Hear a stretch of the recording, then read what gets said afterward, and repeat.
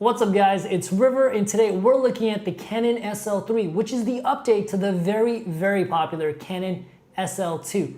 But is it really worth the upgrade and who is this camera really for? And I know what you're asking, should I buy this over the cheaper and arguably better Canon M50? Well, to be honest, it's a pretty complicated story. So let's dive right in and figure out exactly what this camera does and who exactly it's for. Let's get into it. So let's jump right into the specs. This camera has a 24 megapixel APS-C size sensor, which is extremely popular and is actually in most of Canon's top of the line cameras. It also has a DIGIC 8 processor, which is only a slight bump over the SL2 DIGIC 7 processor. It doesn't really change that much in the camera, but it does give you 4K and slightly better autofocus, but more on that later.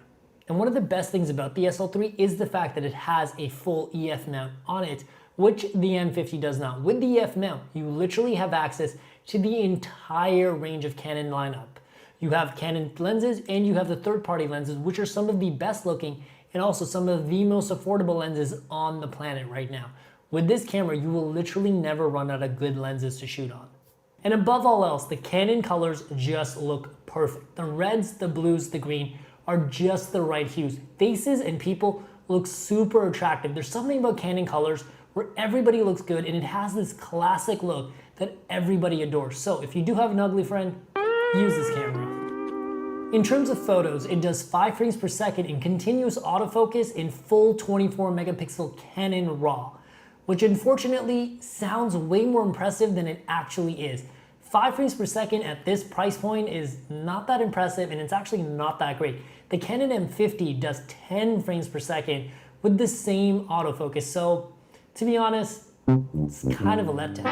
The autofocus in the SL3 is truly impressive. Through the optical viewfinder, you get 9 points of autofocus, which not that impressive, but in live view, you get 3,000 points of autofocus. If you're someone that uses the LCD to compose your photos, you literally cannot take a bad photo with this. The colors look good, the sensor's amazing, and the autofocus is spot on. You literally can't take a bad photo. Sadly, because of the relatively slow speed of 5 frames per second, I wouldn't recommend this camera for action shots or sports, but I actually think this would be a great portrait and product photography camera. And I actually did a quick test shoot with one of my friend's baking companies and the photos came out amazing. I love the way this camera treats colors. The blues and the reds really pop. Everything in these photos seems so vibrant and I did not edit any of these photos.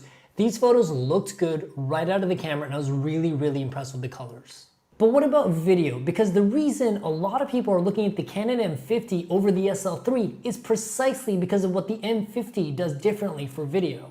So this camera does full HD at 30 frames per second and 60 frames per second. There is no 24 frames per second or 120 frames per second at 720p.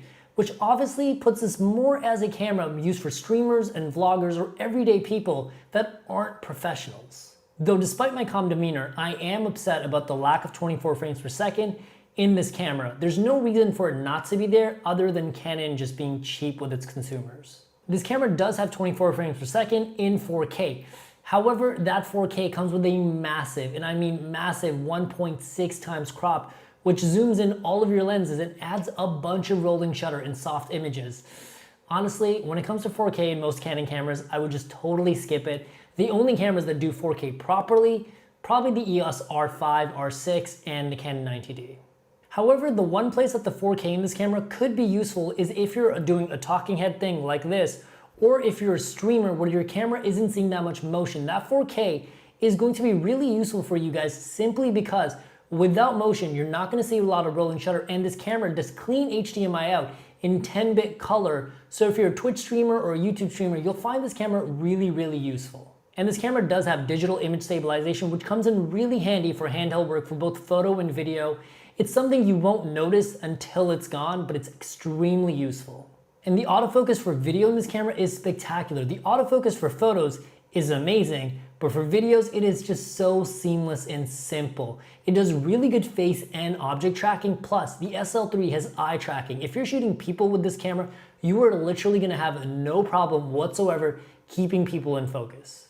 As for videos, I wouldn't recommend this to a cinematic filmmaker, but if you're a vlogger, you're actually gonna have a great time with this camera specifically because of the eye autofocus.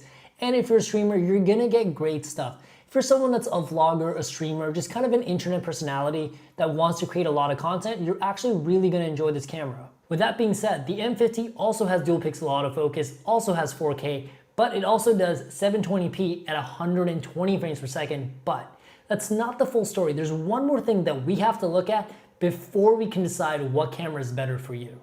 So next, let's talk about body and design, because I feel like this is going to be the category that's going to make it or break it for most of you. The body's well designed and extremely compact. The Canon SL3 is actually the smallest DSLR on the camera market right now. And on top of that, it's really well built. It has a really premium feel. I love the way the buttons all have a sandpaper finish. It just feels like a luxury product. The only thing that disappoints me is that it's not weather sealed. It would have been really nice to see for this price point. The ergonomics on this camera are fantastic. It's well laid out and it's easy and quick to work with this camera. And I really like the new simplified mode dial. It's nice to just have the important settings there without having a bunch of clutter on there.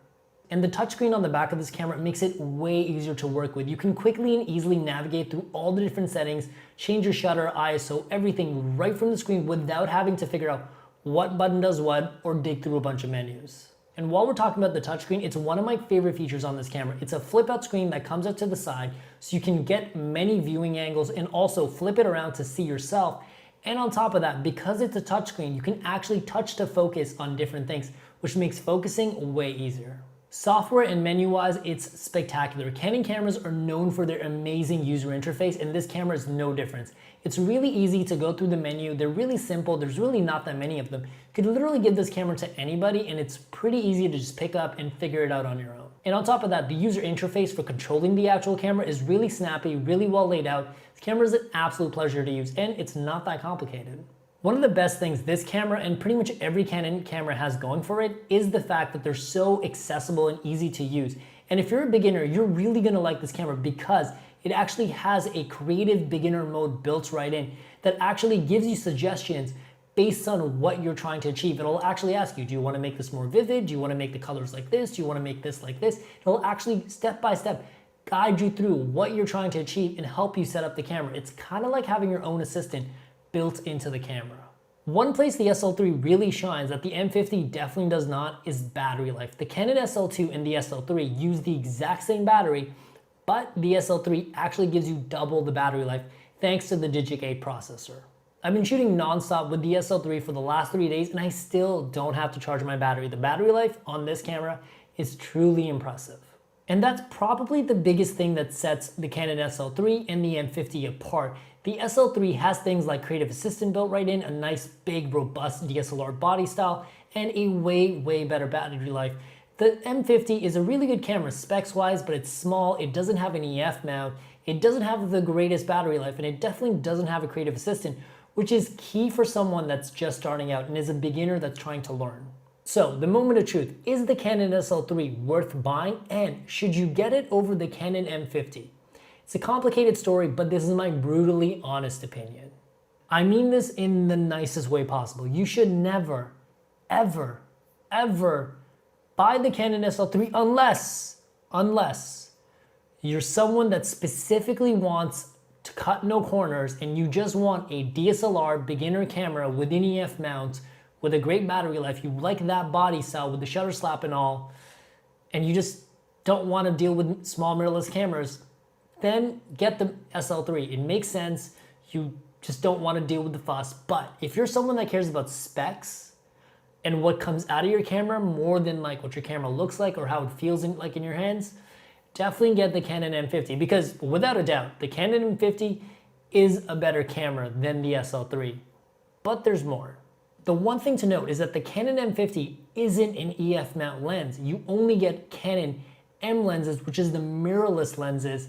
If you want to get EF lenses, you actually have to get a speed booster. However, with the speed booster, you actually go from an APS-C size sensor to a professional full frame sensor, and that speed booster actually makes all of your lenses and images one stop brighter simply because of how speed boosters work.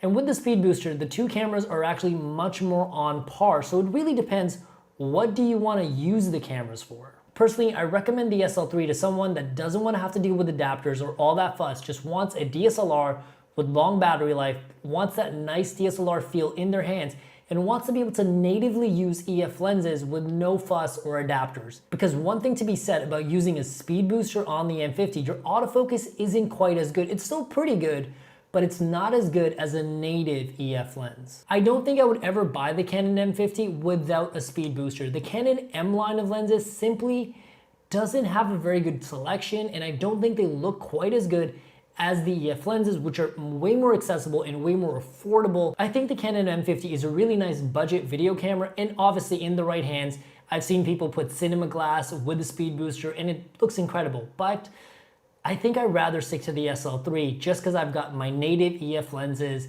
no huss, no fuss, great battery life, I like the body feel. The M50, it's a little too small for me, it's a little too anemic, and I don't like the short battery life, and I don't love the idea of reducing my autofocus with a speed booster. I think the SL3 is for someone that wants to get a camera that works really well right out of the box, no fuss, and the M50 makes more sense for someone that's willing to jump through a few hoops, maybe a young cinematographer or a filmmaker that wants a full frame look on a budget.